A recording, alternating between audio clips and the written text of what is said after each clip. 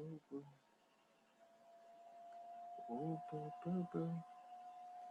Boo, boo, boo, boo, boo. There's nobody joining. There's two people joining. Cool, cool, cool, cool. Are we recording? Okay, people are connecting to audio. People are joining the party. Cool, awesome, awesome. Yeah, okay, I was worried that I was going to be the only person signing in tonight. Apparently somebody's people are joining. This is good to know. Hello, boys and girls. Those of you that are here, you are welcome to take your microphones off and do all that usual stuff. Because this is a group event. So microphones can be unmuted, videos if you feel that's necessary. And yeah, let's take it away. Or if you're shy, you can type. It's a very small group tonight. People are gradually trickling in. Okay, so I'm just going to talk because people are weird and don't ask questions. So I'm glad that the class has been going well. It's not an issue, Anton, if you've missed classes. It's not an issue at all. The videos are up on YouTube, so if anyone falls behind, they're more than welcome to. I just like to have a live audience because it feels a little more organic. Otherwise, I just pre-record and load them up. But for me, it just feels weird. I'm talking to a computer, which is just odd for me. Yeah, we were supposed to get through 2 classes this week. I just haven't had a chance with this fencing project and everything else. So I'm adamant to maintain it to at least 1 class a week, but as soon as I return back to Durban, we should be able to push it back up to 2 classes again, like we were doing initially. Yeah, and otherwise it's going well and I'm enjoying it. Anything from any of the participants? Guys, you can turn your microphones on if you so wish, because it's weird at the moment. I feel like I'm talking to myself. Okay, no, you're not talking to yourself, Nick. Tell me, tell us about your experience there, so that we can sort of walk with you, deal with you. I mean, not deal with you, because that we would never be able to do, but give us a sort of a sort of holistic perspective of what you are doing, how you are doing it, how much time is involved, and also perhaps to show us images of what you have maybe taken of the fence, taken of snares, taken wada. Well, yeah, we did there's numerous issues. This is the issue with conservation and dealing with people, people's cultures and views and opinions and stuff like that, and bureaucracy of government. I'm not going to even go into the beginnings of South African bureaucracy and government. We all know where that stands. But a lot of the land leased from leased by Tula Tula, is community trust land belonging to the local Amakosi here, the local chief, and they rent certain sections of land. And one of the issues that they had, amongst many of the other issues, because there's always politics, is that 9 hectares of land out of 1,000 hectares, 9 hectares of land was unintentionally fenced for whatever reason way back in the day of the community's land next door. So the big Induna, the big chief, is insisting that they rent the full 1,000 hectares of land just because of those 9. And of course, Tula Tula said, absolutely not. That's ridiculous. It's 9 hectares of land. It's like 50 meters by 100 meters. It's not much, or a bit more than that. But so they said, well, screw it. We're just going to fence off that 9 hectares and open it and give it back to you. I mean, we're not going to. This is just unrealistic to have to fence off an entire 1,000 hectares. On top of that, just because of the COVID-19 issue, they haven't had funds come in, so they've been looking for volunteers to fix fencing, because the state vet has insisted that certain areas get upgraded because the state vet determines these things for whatever reason. And so the actual vets come through, and the state vet's not like an ordinary vet. They're more of a politician, a bureaucrat than anything else. And so she stated that these things need to be upgraded. So we've been fixing certain projects around the reserve and making them more spick and span and up to scratch, clearing fence lines, digging drainage lines. We had to redirect a small little stream today, which was fun because the cattle had actually deviated from its original course, because there's cattle outside the reserve that have been drinking water. There's a little stream that runs into the reserve, and just constantly, because they're plodding it, they've actually deviated it, and it's now flowing in a totally different direction to what they wanted. So we just dug a trench to redirect it today, which was a fun little project, and I got muddy as hell. Yeah, so it's more little day-to-day stuff, and of course, you know, as much as I don't like to be in pure hospitality, hospitality is an intrinsic aspect of conservation. I mean, without people wanting to visit these areas, they will be gutted in a heartbeat, because people are greedy. No one does anything for their own, you know, most people don't do anything of their own volition unless they're getting paid for it. I won't say nobody, but most people. So it's just been a challenge in the respect that getting people to come out and volunteer. We've had a nice group of volunteers come out and just work on the lodge, work on property, fencing, various other things. So it hasn't been glorious work. It hasn't been conventionally sexy, as a lot of these videos are. I use the word sex because it's glamorized and tarted up and made to seem so much more dramatic than it actually is. All we did is I got a shitload of blisters and boils and cuts and scrapes, and not boils, cuts and scrapes from digging holes in the ground 60 centimeters deep by spades wide, and that ground is basically concrete. So I ruined my hands. So it's not glamorous. So, but we had some fantastic guys come out, some junior guides, some culture guides, and a few other people just getting stuck in and just being filthy with me. So I had a nice treat this evening. The elephants came to visit the tented camp here, so I managed to get within 30 meters of them on foot. So I got a nice little video of that, and hung out with the elephants for 20 minutes, and then I went back to have dinner. And that was my evening. And then we've had the hyenas here every night. They had a huge kill. They've had 2 kills in the last week, because you can hear the complete chaos going on around these kills. And both of them, last night they came really close. They actually came onto the lawn. I could hear them whooping outside my tent, but by the time I got outside the tent, they were gone.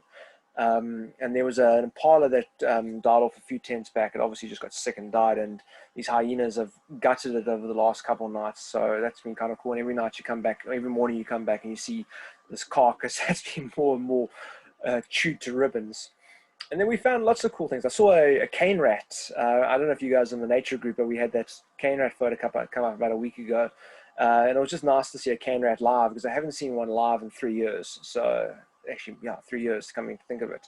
So it was quite a real, you know, just a cool little thing to see a cane rat alive again. I mean, I see elephants fairly often. So for me, the cane rat was actually more exciting than the elephants. And yeah, and then I saw the battaliers today as well, which was just amazing as well. Anyway, so it's been a really great experience. I'm trying to organize game drives with me at Tula Tula. So if people want to come out and do a day drive with me, they're more than welcome to. It's just the standard fee for what Tula costs, and and then they just pay me a fee as well, and which is peanuts. But I just like taking people out, so I've been involved in that sort of stuff just on and off as well, just to keep myself busy. But yeah, any other statements, questions coming up? I could rattle on for hours if you let me, so I'm going to read what was said over here. A dake can eat eggs and small birds. Are they the only antelope with this type of behavior? Yeah, we're actually going to be doing antelope. We were supposed to do it last night, but we're going to be doing it on Tuesday or Wednesday next week. Dakers are the most well known for it, but there are observations of dik-diks and other animals having done it in the past, and we will get more detail into that. But it's not you get 2 of my favorite words: obligate and facultative. Big fancy of arrogant scientific words. So dakers seem to be obligate omnivores. They eat whenever they're given an opportunity, you know, whereas the rest of the antelope seem to be more facultative. Like if push comes to shove and there's nothing going their way in life, they'll eat whatever they can get their hands on. Whereas pigs seem to be obligate omnivores as well. They eat whatever you put in their mouth. Sorry, was there a question? Yeah, Nick, Andre here. I'm still amazed what you were saying last week about the deers and the growth of the antlers. We touched on it lightly. Yeah. So I was thinking, is the antler more like a hair than an actual bone, like a horn, that it grows so fast? Well, it's what it is. Now, you remember, what you need to understand here is just modified scales. That's all it is. So you're covered in scales. They're just very thin. They're made of the exact same stuff that snake skin's made out of, and what lizard scales and crocodile scales are made of, and what feathers are made of, just slightly different in their function. Yeah, all it is, it's a cartilaginous structure. So cartilage grows much faster than bone. And so it's a little, remember like what we talked about with the giraffes having these little cartilaginous discs floating on their skull. So deer are actually very similar in that respect. They've got these little discs that float on their skull, and they just grow layer by layer by layer by layer by layer. So it doesn't grow from the base, it actually grows from the tip. So think of it, so to use a botanist analogy, horns are like grass, they grow from the base. Antlers are like trees, they grow from the tip. So they actually grow from the tip by layer, and that's why they branch out in so many different directions. They can't possibly branch if they're growing from the base. And growing from the base is a stronger structure, but you don't have any diversity at the top. You can only have points coming to the top. So antlers are growing like conventional hair in that respect. Horns are growing like hair because it's a keratinous sheath, whereas antlers are calcium infused cartilage, and they branch out in different directions, and they're covered in skin. And when the skin's called velvet, and when the velvet basically starts to dry off, it flakes off in layers, and you're left with that bony antler, which looks like solid bone, but initially it was cartilage. If that answers the question. Okay, so thanks for that. But just to add, or just a question on top, it does, thank you. But just if I may ask on top of that, and again, I'm thinking particularly of the moose because they're so big and weird and big out there. Has that evolved like that to make him scary, or are the other functions as well besides to make it look scary? Maybe to dig or something? Because most other deer seem to have smaller ones. Remember what I talked about with the predators? I think it's called Bergmans rule. Bergmans rule, where animals in hotter climates are smaller inherently, and animals in colder climates are inherently bigger, simply because of metabolism. A larger animal like a moose in a cold environment has a slower metabolism, and therefore needs less food, and he keeps warmer for longer. So the bigger you are, the longer it takes for you to cool down. So you want to be bigger. So comparable creatures like bears in tropical areas are smaller than bears in cold areas. So like the sloth bear in Sri Lanka is only the size of a medium to large dog, whereas like a grizzly bear from North America is monstrous. And then of course going even to colder areas like the polar bear is gigantic, 800 kilograms. So antelope living in the hottest parts of Africa are usually smaller, whereas antelopes living in more temperate to cool environments tend to be bigger. Likewise with deer. The deers that come from South America are tiny, they're the size of dacres, whereas deers are like the caribou or the reindeer, which live in more colder environments, tend to be bigger. So comparable species on a scale. I mean, don't compare like a wolf to But you know what, Nick? Here we hit contradiction, because antelope in a hotter, you said, were smaller, but when you look at the gemsbok, that's a bloody big antelope, as is the eland. But what you're not comparing they live in to, predominantly hot areas. Yeah, but what you're not comparing it to is the fossil species of its ancestry before. So you look at what they were when it was colder, and they were much bigger. So comparable species get smaller in cotton climate, and you notice that over time that not only humans but all animals, over time the species get smaller and smaller. Like if you look at the size of buffalo fossils dating back 100,000 years ago, they were much bigger than our buffalo now. I mean, you think a buffalo's big. He's tiny compared to the buffaloes that occurred 100,000 years ago. Go look at the fossils. They're much bigger. Lions, the common lion, Panthera leo, that lived during the Ice Age 35,000 years ago, he was about 25% bigger than Panthera leo today. So don't say, well, he's big. Say, is he big compared to what he used to be? So, and they will probably, over time, through selective pressures, get smaller and smaller and smaller. Given 100,000 years, gemsbok will probably be the size of an impala because of selective pressures. But right now, it's only been 15,000 years since the last ice age. That's not that long ago. So for these selective pressures to take time, it's gradually smaller individuals will be selected, but it's not something that happens overnight. If you look at...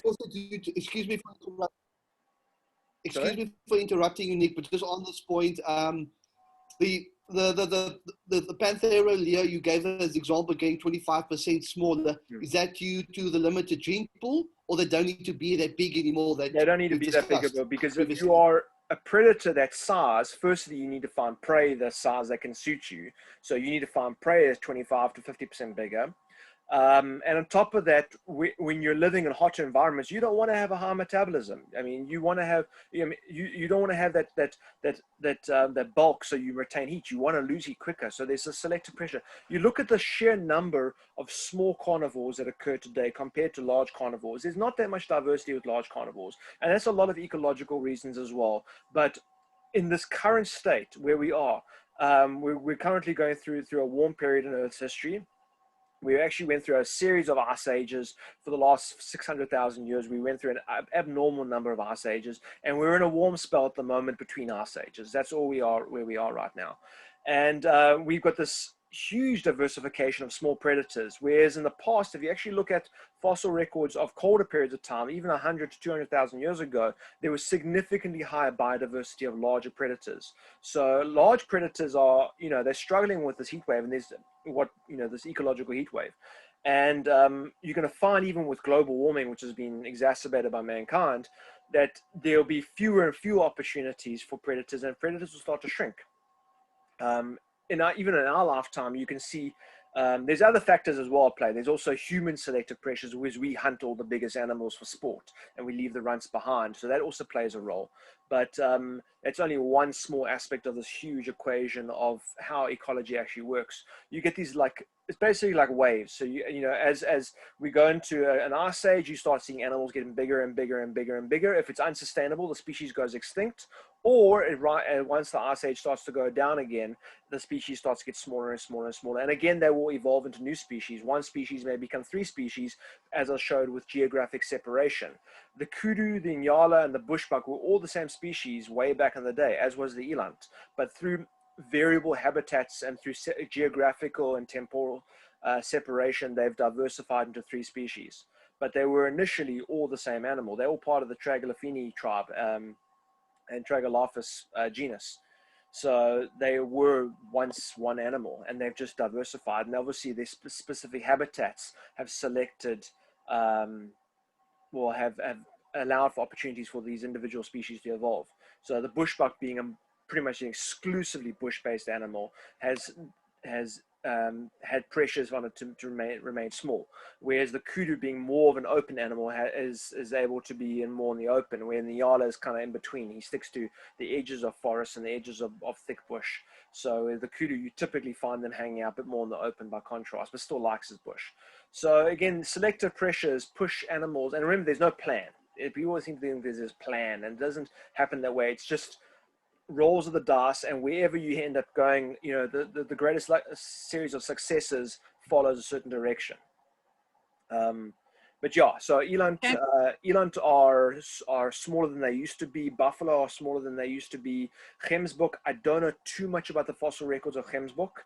I do need to do some digging into it, and I'll come back to you with an answer. But I would be prepared to bet money that if you went back and look at their fossils from 100,000 years ago, not even fossils, they're bones at that stage, they would be bigger animals. Like the warthog, I showed you the warthog, last week when we looked at Suez. And you looked at the size of the warthog from about 2 million years ago, which was also during a glaciation period in Africa. And that was about 3 times the size of a modern warthog. And it would have looked exactly the same. Can we not do that to humans, for God's sake? We can. Ease them out. Well, we can, but here we do it on our own. I said I use the Filipino and Norwegian analogy all the time. I mean, in Asia, it's not only the heat factor, it's also the population factor. It's easier for them to supply food 1,200 calories a day to 2 small people than it is to provide 2,400 calories a day to 1 person. So what's happened is, due to high density of population and also tropical environments, Asian populations have gotten smaller and smaller and smaller. And likewise in Central Africa, in the hottest areas, the people are not very big a lot of the time. There are, again, other pressures, but ignoring sexual selection and ignoring all these other things that are thrown into their pot. If you're looking purely at climate playing a role, people in hotter environments tend to be smaller, and people in colder climates tend to be bigger. There are other aspects in play. Sexual selection is a huge aspect, and we always forget about that in nature. Women prefer big men, so you've got these scales that are balancing. So you have to work out which one is more dominant. Is the woman's preference more dominant in terms of selection, or is nature, the actual ecosystem, more dominant in the selective pressures? So we could push for humans to be smaller, but that would be a really hard goal, and you have to get women to date smaller men. And if you go on Tinder, the dating scene in South Africa is hard enough as it is, but if you go onto Tinder, you'll see every girl, no guys under 6 foot, please, no guys under 6 foot. So I mean, I'm sorted there. I'm 6'2", but you know, short guys that no one wants to unfortunately hook up with them. So for humans, it's unlikely that women are going to sign on board for having smaller men in their lives. So you girls need to sort that particular issue out and be okay with dating guys that are 5'6". But I guarantee you, if you say, would you be okay with dating a guy who's 5'2"? They'd be like, no. So Nick, I hope none of your guys on this program are 5'2". But anyway, moving I have a swiftly good friend. forward. He's like 5'6", and he says I struggle to meet girls because of his height. And I'm like, sorry, dude. I wish I could help you. I wish I could throw a couple of your way. Shame, man. Yeah, but he's You've got two again. chats Fine to example. answer. He's got Portuguese heritage, whereas I've got Northern Germanic heritage, and you can just see the contrast in size. And you look at like a lot of Afrikaners, which come from these Northern European genes, you know, large, heavy, bulky men. And you look at the Mediterranean people, tend to be smaller, petite, small-framed, totally contrasting genes, you know, and just their size. So we could talk about this all day, but yeah. Where did we come from with the whole animals being bigger and smaller and all? With the moose. Sorry, yes, we got sidetracked. So mooses tend to be, and again, mooses have gotten smaller. So if you look at even mooses from 7,000 years ago, where it was actually cooler, the mooses were bigger. Like the Irish elk, which is a subspecies of moose, he was much bigger than our average moose. And if you look at other mooses from North America, a lot of the fossils, they were significantly larger. That camel as well, I showed you from 100,000 years ago. I mean, he was like 4.5 meters tall. So, yeah. Genetics is an interesting topic. So my stepson married a Filipino, and she is really petite. He's about 5'11", and they have a daughter.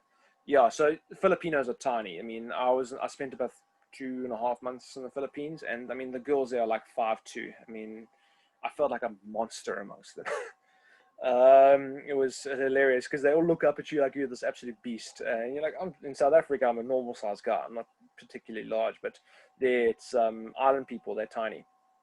And also island gigantism and island dwarfism is another aspect that's thrown into the equation with Bergman's rule being, you know, larger and colder environments. Yeah, so you'll find that humans from around the world are as genetically diverse or as physically diverse as their environments. And we only recently, with this international globalization going on, where people are coming across from every single country, we're losing that. I'm not saying it's a bad thing or a good thing. I'm just saying we're losing it. It is what it is.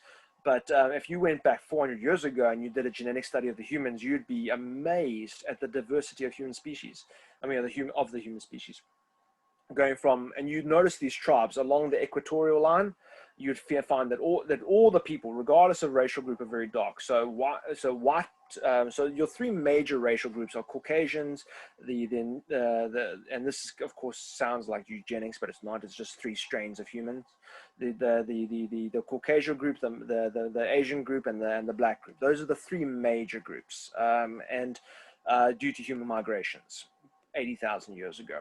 And you'll find that even white people living along the Mediterranean tend to be darker. Asian people living along the Mediterranean tend to be darker, and black people living along not the Mediterranean, the equator, tend to be darker. And the further you get away from the equators, the lighter they become as well. So it's almost like you can literally just see this blending of the charts. And again, also with size, the further north and the further south you go, people get taller, and the closer you get to the equator, people get shorter. And there are exceptions. There are always exceptions, but that's kind of ignoring racial groups. That's pretty much the rule. The Chinese I saw in northern China were a good foot taller than the Chinese in southern China, where they don't experience winters. The Mongolians, I mean, I met lots of Mongolian guys that were 6'2" tall, guys as big as me. They were monstrous. You go to southern China, and they're all like 5'6". So again, that whole cold and heat factor playing a role there, and that's one country. Yeah. Where do the three humans sit on the taxonomy scale? So races. So it's, remember, this is, of course, it starts to get very contentious, it starts becoming politically incorrect, but we have three major races of humans, and in much the same way you have 9 major races of giraffe. And of course, no one wants to be told they're different. Everyone's different. You're different to me, and I'm different to my neighbor, and everyone's slightly different, and that's kind of cool. Life's interesting like that. We don't have to be offended by it. Only if we start putting people into concentration camps and making them wear ID cards because of their race, then of course there's an issue. But there's nothing wrong with being a different race to somebody else. It just is. So yeah, so races are below a species. So we're all the same species. All humans on the planet are able to interbreed. There's no issue. If you had a Homo neanderthalis, which is now extinct, if you had to go back 30,000 years ago, you would not be able to have a baby with Homo neanderthalis. We were too genetically different. If you went back 80,000 years ago, gray area, we probably would have been, well, we were able to interbreed because the very first interactions between Homo neanderthalis and Homo sapiens did have some crossbreeding. And with the Denisovians and with the Neanderthals, there was some crossbreeding earlier in their separation because they were kind of still subspecies and not full-blown species.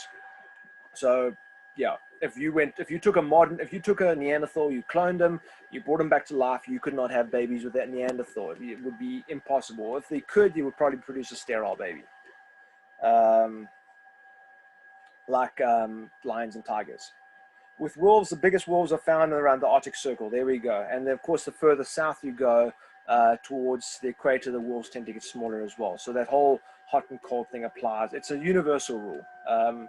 And you tend to find that animals also in colder climates tend to be more circular, and animals in hotter climates tend to be more cylindrical. Tend to be. And remember, just because it isn't now, it doesn't mean it won't become that way. So you might find like elephants now living in hotter climates, but over time, elephants will become smaller and smaller and smaller because they are living in a hotter environment, and just being slightly smaller would be more beneficial.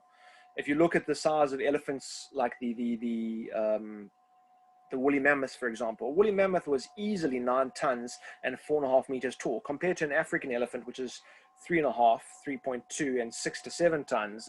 You know, the African elephants are a little petite Filipino by contrast. So yeah, there we go. So the thing applies with elephants, and elephants are also getting smaller in size. If you look at the Asian elephants from cooler areas, they're slightly bigger than Asian elephants from hotter areas. Is it ethical interbreeding, as an example, zebras to try to break the quagga back? What is ethics? Define ethics. We have completely altered ecosystems for our benefit, and exclusively our benefit, without giving any interest to wildlife. I don't see the issue with trying to bring some wildlife back, even if it's flawed. Personally, at this point, I wouldn't give a damn if people brought dinosaurs back, because we've stuffed our planet up so much. I mean, anything that we could try to do to fix things couldn't be that bad. I mean, there's this fear of science, and I don't understand it. I mean, science fixes more problems than it you know, creates. So I don't think there's anything wrong with bringing the quagga back. I think it'd be kind of cool. What I would like to see them bring back is the Tasmanian tiger. That would be, for me, is far more important than the quagga in terms of an ecological linchpin, because Tasmanian tigers were critically important to the ecosystems, and they were shot out in Australia and struggling without them. So the dingo is kind of taken over from the Tasmanian tiger, but the dingo is not native to Australia. All right, any other questions?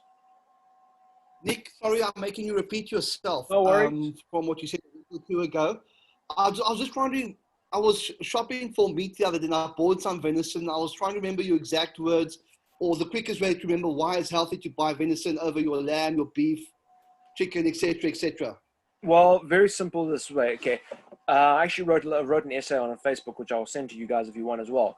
But if you are breeding, if you've got a game reserve, and you've got game that are being culled and sold for product on that reserve, you have got a natural ecosystem. You've got all your cuckoos and your birds, and you've got your butterflies and all your native plant species. It's not being managed like a farm in the conventional sense, where they're trying to optimize bulk. They are trying to optimize an ecosystem. So whereas venison, wild animals, game don't do well in commercial environments very well. So they need to have natural habitats as much as we can have natural habitats. So when you're buying venison, you are incentivizing people to keep reserves as opposed as over commercial land. If you compare what a springbok farm and what a sheep farm do in the Karoo, the springbok farm, you don't even notice the impact. You can have the same number of springbok on the land as sheep, but the sheep farm looks like a, looks like a war zone, looks like Hiroshima in 1945. It just looks nuked, absolutely gone. Whereas the springbok farm actually looks extremely healthy, and they've got equatable numbers of animals on the property. Similar numbers, similar biomass, except the springbok are not impacting it nearly as much because they're not being farmed. They just live there. The same as if you had to have a game reserve from KwaZulu-Natal all the way up into the Midlands, and it was just wildlife, and you were allowing guys there to actually farm the wildlife without going nuts, without this whole mass shooting expedition that we go on, you could actually have an incredible carrying capacity of animals, and you would just have wilderness. You wouldn't have farms, you would have wilderness. And there's been a whole study that done specifically on the Karoo, which is my favorite study, that they said that if we converted all the sheep farms in the Karoo to springbok and black wildebeest farms, basically just game reserves, the actual carrying capacity of those areas and the meat production would be a minimum of 60% increase. But of course, trying to convert people to eat springbok over lamb is a bit of a hard sell. So yeah, so you wouldn't even have to farm them. You just let them be. You just let it be a wilderness, and you would have a minimum of 60% increase in meat.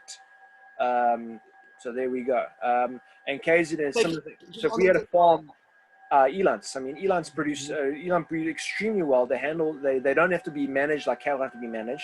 And the only thing is, of course, that everyone wants to have their land. Everyone wants to have their 4,500, 5,000 hectares of land. And that, of course, negates actually how ecosystems work because animals migrate. But when I was in Kenya and I saw this, I mean, the incalculable level of wildebeest, I mean, oceans of wildebeest. And I even thought at the time, there's no reason we could not be farming wildebeest, where they could go out and kill 1,000 of them and sell them on the market. But God forbid, because people would have a heart attack. You can't kill the wildebeest. No. But actually, most of them end up drowning in the river. Well, not most, but tens of thousands end up drowning in the river.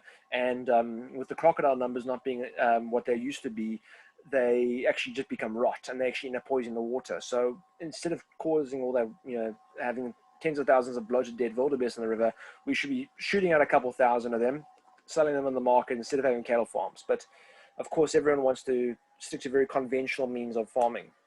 The only reason why we started farming agriculture in the first place is because it was easier than catching game with spears and sticks. But once the rifle came into play, we realized that actually it was pretty damn easy to catch game. And that's when we wiped out 6 million springbok between 1770 and 1800 for sport. So, but that was the only reason why domestic farming came around. It was not because it was more productive. It was just damn sight easier to keep the animals in a pen at night. But ecologically, it doesn't work. You have quite a few questions to answer. Yeah, I've answered them, Mo. Do deer have a lack of calcium due to the antlers growing annually? No, they will practice osteophagy, like I'm sure you've seen with animals. They suck on bones, they eat calcium off the ground, they even eat cliche, which is that calcium carbonate stone that you find just lying around game reserves. They'll suck on it because it's just concentrated calcium. So you might find that there's a shortage, especially in areas where the animals are having poor nutrition, and those antlers become very brittle. But you wouldn't find in a healthy animal calcium loss. Apparently a giraffe can last longer with water camel. I have never heard that, and I doubt it. Giraffes are not built to handle desert environments. They live in subtropical to temperate environments. Camels are built for deserts. Everything about them is just desert. I mean, even their sense of their root mirabella, which is that cooling system they actually have in their nasal cavity. So I don't think giraffes in any capacity, beyond being bigger and be able to drink more water, so maybe liter for liter, they could hold more water than a camel. But I certainly don't think they would last. They would even hold a candle to a camel in terms of water preservation. So that's just, and I would argue that. Nick, okay. Yes. Nick, the giraffe and Giraffe? giraffe, and then smaller or larger than our guys, because obviously they are closer to the equator than our giraffes. Are they smaller? I will say, okay, this is my experience. When I went to Kenya, which is on the equator, and this is again, someone could probably answer better than me. Someone who lives in Kenya. Their giraffes are bigger, and I don't think it's a hot and cold factor. I think it's purely a hunting factor, because we blasted all our big bulls out with trophy hunting over the last 200 years. So we live with runts. South Africa, most of South Africa's wildlife are runts. And our lions are smaller. Everything is smaller here. I mean, our elephants are smaller. It's because all that were left were the ones that no one wanted to shoot because it wasn't really worth the energy. So I don't think it's a matter of them. With giraffes, I would say that the ones in the hot environment tend to be smaller, probably on paper, but because of human interaction, I think that the ones in Kenya and stuff like that are definitely bigger than ours. We'll ask Graham down, but when I went to the Masai Mara, and I was in awe of the size of their giraffes, and I said our giraffes are bullshit by comparison. Our lions are bullshit. Our impalas are a joke compared to the size of their impalas there. Our impalas are runts, absolute runts. I mean, the horns that I saw in impala in Kenya, I mean, they were like kudu size horns. And that's not an exaggeration. But Nick, they also got shot out. Yeah, I but mean, they got shot out hideously. Yeah, but they stopped hunting. They stopped officially hunting in the 1960s, and and remember, they don't have canned reserves. They don't have like proper fences like we do. So they have free flowing genetics. And over 50 years, the big guys that were not hunted out in those really, really isolated areas, their genes have managed to spread out over the last 50, 60 years. Whereas our guys got these little chock box little reserves that are kind of, separated, and we trade our animals like Pokemon. And because of that, you're finding that the gene pools are very isolated in these little reserves. And on top of that, a lot of the reserves, again, shoot out the big males a lot of the time. Most reserves in South Africa are hunting reserves. So there's always a culture of keeping the big ones down. Whereas Kenya doesn't allow trophy hunting officially anymore in any real capacity. And a lot of conservationists, I use the word conservationists because they're not conservationists, they're conservationists, insist that we need to bring hunting back because it's good for conservation. And actually, if you look at the genes of Kenyan animals, they are glorious. I mean, they are so much healthier than ours. And it just shows that if you drop fences and you allow genes to flow, the big guys come back straight away. 40 or 50 years, it's all it takes, You look at even human populations. Japan's entire male population was annihilated post-World War II. I mean, I think 1 in 6 men were still left alive. By the 1970s, their male population had recovered, and in fact, there was no real loss in terms of the genetic diversity of people. There was no inbreeding or whatever. There was lots of women around, but I don't know how they dealt with that particular issue. But in terms of human impact, as long as humans are allowed to free flow their genes, populations recover very quickly. We're going to be going into what rinderpest did with antelope as well. And what rinderpest did was, talking a holocaust to ruminants. I think 99.8% of all ruminants in Africa died. And because the genes were allowed to free flow, these animals recovered in numbers, and the dominant big guys spread their genes out, and they quickly reestablished themselves in the space of 50 years. But in South Africa, because we don't have this free-flowing genes anymore, we've got these little cages of 4,000 hectares, 20,000 hectares, and animals are not moving their genes across long distance anymore. So you might find one reserve, then kudus, the impala are massive, but in the next door, literally next door, there's a fence separating them, and they're not able to spread genes. So in my experience, every reserve I've been to in South Africa, our animals are comparably puny to what I saw in Kenya. And I can send photos, and people will say it's hard to argue with that. The photos don't lie. And I went to numerous reserves in Kenya, not just one. So I went to the Masai Mara, I went to Lake Naivasha, I went to White Waters, I went to the several sections of the Masai Mara, and the Masai Mara is massive. So it's not like one example. These were numerous places I visited, and I saw the contrast in animal, and the size of the elephant bulls was, awe-inspiring. You just shock and awe the size of these elephants.